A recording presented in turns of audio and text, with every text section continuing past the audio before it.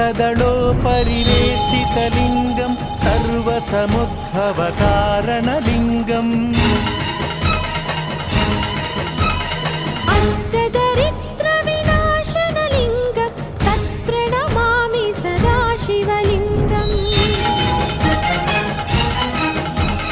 सुरगुरुसुरवरपूजितलिङ्गं सुरवनपुष्पसदार्चितलिङ्गं परमपदं परमात्मकलिङ्गं तत्प्रणमामि सदा शिवलिङ्गम् लिङ्गाष्टकमिदं पुण्यं यः पठेच्छिव सन्निधौ शिवलोकमवाप्नोति शिवेन सह मोदते।